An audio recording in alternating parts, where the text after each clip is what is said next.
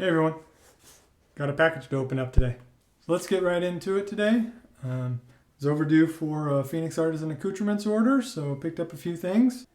Using my standard old fishing knife as my unboxing utensil today.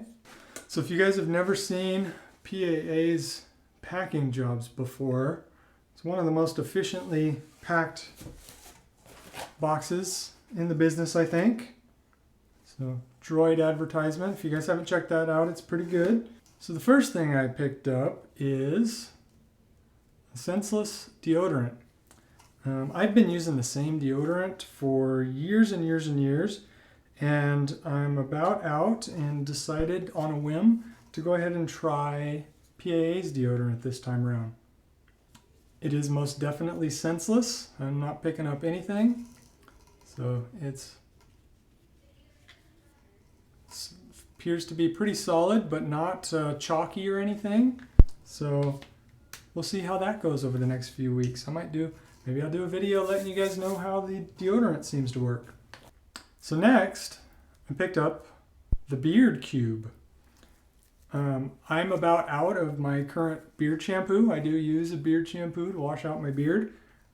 So I figured might as well give this a try as well. I know it's got manuka honey and cider vinegar and a few other things. I believe it's all natural ingredients. We'll see how that goes. I also picked up Doppelganger Gray. So this has been on my list for a long time. This is PAA's take on Creed Aventus. PAA has a whole line of Doppelganger fragrances. They have Irish Moose, which I don't know if they still offer that one or not. I think that one might have gone away. They have Suavage. They have quite a few of these Doppelganger fragrances. I'm not sure why Twee did not become a Doppelganger. Technically, that's a take on Green Irish Tweed, but they didn't put it into the Doppelganger lineup. I'll have to ask Douglas about that one. But the Aventus definitely did. So if you guys aren't familiar with Aventus, it's one of the most popular fragrances around, both in the shaving world and outside of it. It's got a lot of scent notes in there, but most of the time what people describe this as is smoky pineapple. So it's got some dry birch, it's got pineapple, it's got apple, it's got blackcurrant, whole slew of other things in there. But most of the people I've seen describe it in very generic terms. They say smoky pineapple. So this one has actually been on my list for a long time. I've smelled it. I just hadn't pulled the trigger yet. And I am starting to stock up on Aventus clones to try and do a massive comprehensive review on all of the Aventus clones in the shaving world. So this is one of them that was on the list. And it's a very, very nice, very balanced take on Aventus. It's not overly smoky. It's not overly pineapple-y. This to me is a nice medium ground. Definitely very nice. It's a little bit light off the puck. I'm assuming like most PAA CK6 soaps, it'll probably pick up a bit as it's lathered, but looking forward to that. I picked up the aftershave for that as well. And then the last thing here, like I normally do with PAA, I went ahead and picked up a bunch of samples. So this time around, I picked up most of their fall seasonal scents. I did not pick up Malbolge because I already have almost everything in that lineup. That is one of my favorite scents. If you guys haven't tried it, at least go sample it. I'll have links to everything below. I am an affiliate with PAA, so I'll get a little commission if you guys buy anything. But if you haven't checked out Malbolge yet, you should. It's a great fall scent. It's kind of that burnt sugar and pipe tobacco. Really, really nice scent. Like I said, I've got the entire lineup of that one, including the bath soap and the solid cologne. So highly suggest you guys at least sample that one if you're interested. And then the other one I didn't pick up was Briar, and honestly, I just forgot about that one. I picked up all the others, so I may have to go back and grab a sample of that, particularly if any of these hit me and I want to order full tubs of them while they're around. So the first one we got here is Monstroso, and I did come prepared with some scent notes, so I'll read those for you guys real quick. Monstroso is Moro Blood Orange, Autumn Glow Apricot, and Haitian Vetiver. That vetiver note makes me a little bit nervous because I'm not usually big on vetiver scents, but it was a 99-cent sample and I wanted to check it out. And I think Monstroso is one of the soaps that glows. I have to say, I'm not picking up straight vetiver. I think I can kind of get a sense of it in there, but it's blended nicely with the other stuff in there. I don't hate this one the way I assumed I might because of the vetiver. We'll see what it smells like once I use it.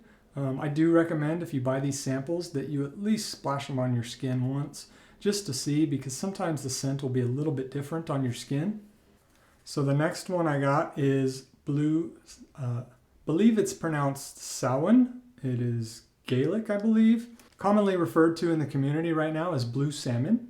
So there you go. So Blue Samhain is sandalwood, burnt sugar, bourbon, pumpkin, and aged oak barrel. So this is one that I'd been interested in the last couple of years and finally picked up. I tend to like the boozy scents quite a bit. To me, that smells like, more than anything else, I get caramel. There's a little bit of the boozy note, but to me, this smells like a sugary caramel. It's really nice, but it is really sweet.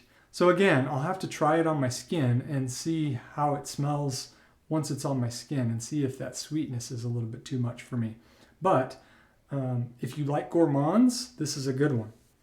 So the next one I picked up is Ciderhouse 5. And Ciderhouse 5 is pipe smoke, mulled cider, oak wood, dried leaves, and linseed. This is one I'm not sure about yet. None of those notes are any that I necessarily assume I'll dislike or like, so this one should be interesting. That's actually kind of nice. There's something in there that's a little bit reminiscent of Malbolge, but it's definitely not the same. I think I might like this one. So that was Ciderhouse 5. Next I have Harvest Moon. This is another one that's been on my radar for quite a long time. So Harvest Moon has a whole bunch of stuff in it. So scent notes are oud, green tobacco, black currant, tobacco absolute, hay absolute, Peru balsam smoke, Spanish moss, white sage. So a whole bunch of stuff in there. And you can never really tell when you read a scent description with that many notes what you're going to get. So that's why you buy the samples. It's pretty nice. It's light, it's fresh, it's not sweet. You get a little bit of that greenness, but it's not overly grassy or anything. It almost has a little bit of an incensey quality to it, but it's very mild. So that's another one that I might actually like.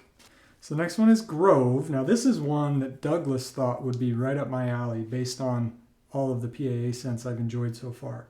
So Grove is oakwood, cranberry, currant, moss, and a kiss of apricot. You guys say apricot or apricot? Let me know in the comments below which way you say it. I never know which way to go. Apricot sounds more correct to me. It's kind of a lighter scent, but to me, it smells a little bit like an apricot beer.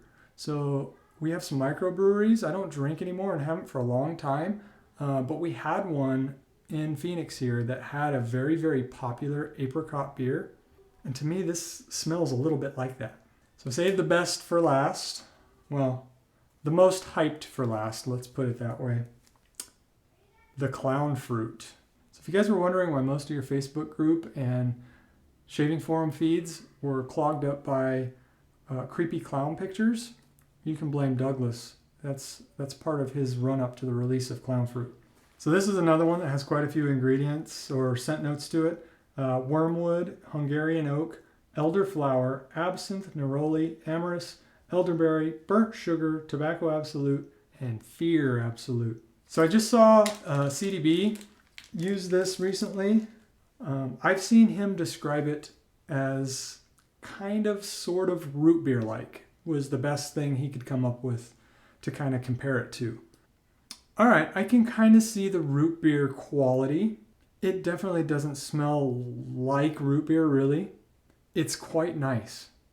I wasn't sure with the absinthe and the wormwood in there, but I like this. I'm probably going to be buying a set of this one. To me, this is probably the winner of the group. So that's what I've got for everybody today. If any of those sound interesting to you and you're interested in purchasing them, like I said, I will leave links in the video description. If you guys use those links to make your purchases, that does help the channel out a little bit. So thank you very much for those of you that use those links. Hope you guys enjoyed my mail call, and I'll see you in the next video.